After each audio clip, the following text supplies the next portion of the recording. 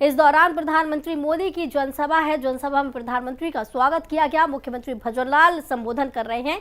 क्या कुछ कह रहे हैं, सुनवाते हैं।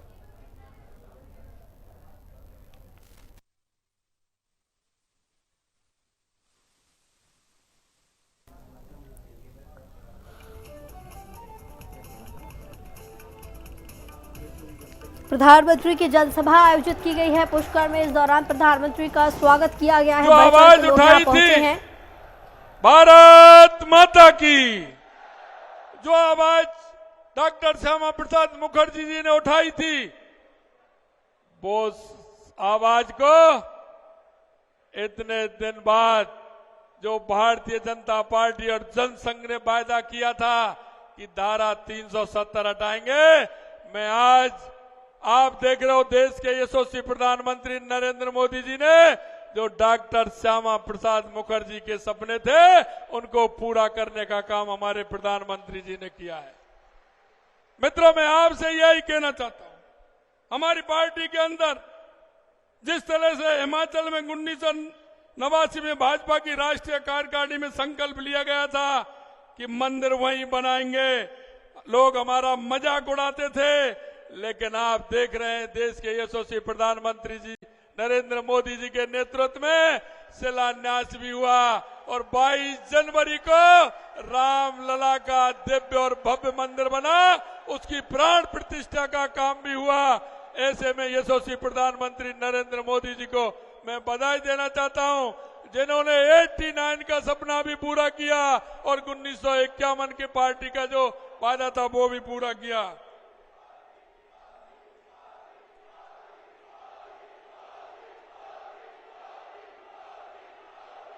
मित्रों, मैं बताना चाहता हूं, 500 साल का जो संघर्ष था, 500 साल का जो संघर्ष था, चंद मिनटों में समिट गया 22 जनवरी को जब रामलला की प्राण प्रतिष्ठा का कार्यक्रम हुआ। मैं आपसे निवेदन करना चाहता हूं, क्योंकि हमारा ये साधु संतों का देश है, ये ब्रह्मा जी की नगरी है। संतों ने कहा था 3 दिन के उपवास के लिए। मैं कहना चाहता हूं, प्रधानमंत्री जी ने प्राण प्रतिष्ठा से पहले 11 दिन का उपवास किया था। 11 दिन का उपवास, 11 दिन का उपवास कठोर तप करके रामलला के प्राण की प्रतिष्ठा की थी। इतना ही नहीं, ये निरंतर तपस्या और माननीय हमारे प्रधानमंत्री जी का दृढ़ इच्छा शक्ति और उनका उपवास करने का अभ्यास आपको नजर आता है कि 11 दिन तक उन्होंने उपवास किया था। मैं आज के इस मौके पर पार्टी के करोड़ों कार्यकर्ताओं को आदरणीय प्रधानमंत्री जी की उस तपस्या की कोट कोट नमन करता हूं कि माननीय यशस्वी प्रधानमंत्री जी ने जिस तरह से तपस्या की है और आज पूरे देश को उनकी वो तपस्या और कार्यकर्ताओं के लिए जो मार्ग प्रशस्त किया है, उन्होंने जिस तरह से कार्यकर्ताओं को दिशा देने का काम किया है।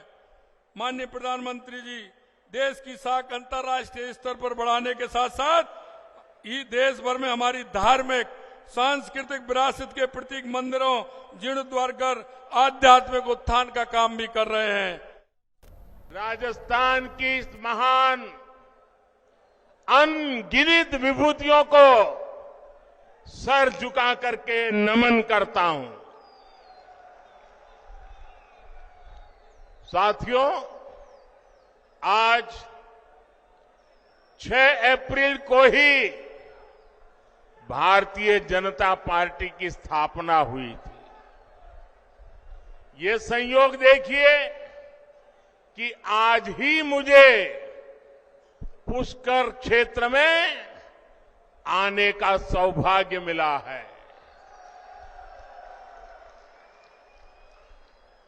ब्रह्मा जी तो नियंता है, निर्माता है, और भारतीय जनता पार्टी भी नए भारत के निर्माण के लिए प्रतिबद्ध है। और सबसे बड़ी बात,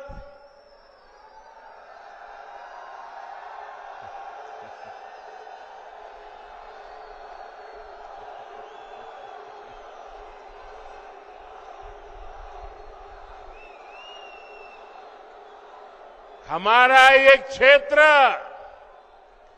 कमल से इस क्षेत्र का संबंध है और भाजपा की पहचान भी देश के कोने कोने में कमल खिलाने जा रही है। और इसलिए पूरा देश कह रहा है, हर माता बहनें कह रही है, हर नौजवान कह रहा है, फिर एक बार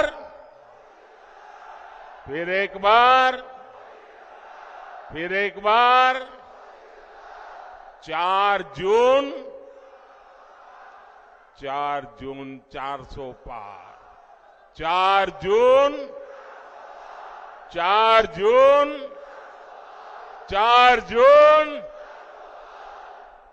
साथियों,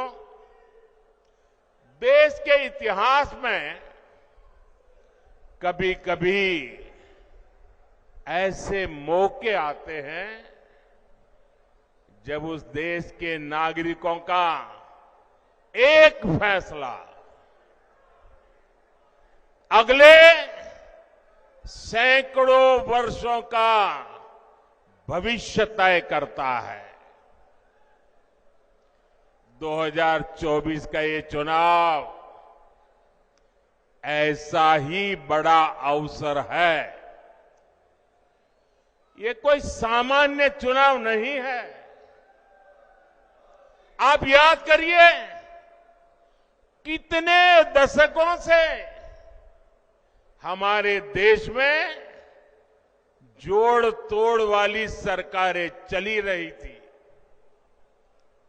गठबंधन की मजबूरियां, हर किसी के अपने स्वार्थ, इस सब में देश का हित पीछे छूट गए थे। कांग्रेस के समय में गांव, गरीब, किसान, मजदूर, महिलाएं, युवाओं, इनका जीना मुश्किल हो गया था। हर दिन अखबारों में या तो घोटालों की खबरें छपती थी या आतंकी हमलों की खबरें आती थी। लेकिन 2014 से देश में एक बड़े बदलाव की शुरुआत हुई। दशकों बाद देश को आप सब जागरूक मतदाताओं ने पूर्ण बहुमत वाली सरकार देश को दी। आज भारत समंदर पर बड़े बड़े पुल बना रहा है। आज भारत पहाड़ों में भी सुरंगें बनाकर सीमा की सुरक्षा बढ़ा रहा है। अब जब अजमेर से वंदे भारत ट्रेन रफ्तार भरती है तो विदेशी भी हैरान हो जाते हैं। अब राजस्थान में एक से बढ़कर एक एक्सप्रेस वे बन रहे हैं, डेडिकेटेड फ्रेट कॉरिडोर बन रहे हैं। भाजपा के शासन में राजस्थान विकास की नई ऊंचाई की ओर बढ़ रहा है। साथियों, कांग्रेस जहां रहती है वहां विकास हो ही नहीं सकता। कांग्रेस ने ना कभी गरीब की परवाह की और ना ही कभी वंचितों, शोषितों, युवाओं के बारे में सोचा। कांग्रेस के लिए यही कहा जा सकता है, एक तो करेला, दूसरे नीम चढ़ा। एक तो परिवारवादी पार्टी और दूसरा उतना ही भ्रष्टाचारी पार्टी। आप याद करिए, कांग्रेस सरकार में राजस्थान को लेकर कैसी खबरें आती थी। युवाओं के भविष्य से खिलवाड़ वाली पेपर लीक की खबरें आए दिन वही पढ़ने को मिलता था। अपराधियों और माफियाओं के बेलगाम अपराध की खबरें, बेटियों के साथ अत्याचार की खबरें, पानी की विकराल होती समस्या की खबरें, कांग्रेस सरकार में लूट की हिस्सेदारी को लेकर सिर फुटव्वल की खबरें आया करती थी। देश में राजस्थान की चर्चा केवल नकारात्मक कारणों से होने लगी थी, लेकिन जब से बीजेपी आई है, अब चर्चा पेपर माफियाओं पर हो रही कार्रवाई की हो रही है।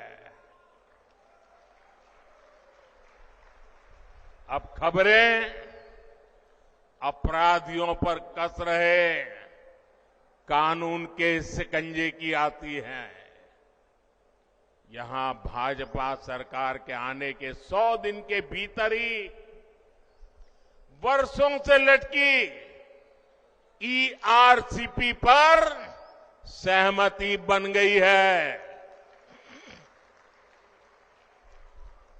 ईआरसीपी से राजस्थान के एक बड़े इलाके में पानी का संकट खत्म होने जा रहा है।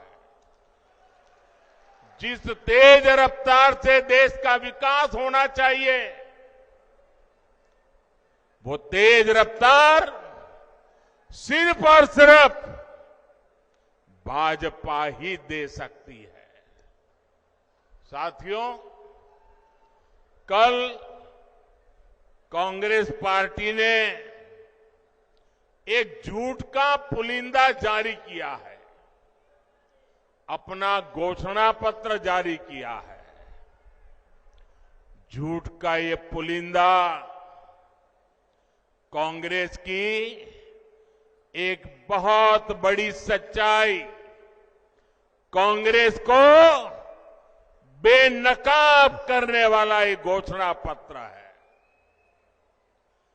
आप देखिए, हर पन्ने पर भारत के टुकड़े करने की बू आ रही है। कांग्रेस के घोषणा पत्र में वही सोच झलकती है जो सोच आजादी के समय मुस्लिम लीग में थी।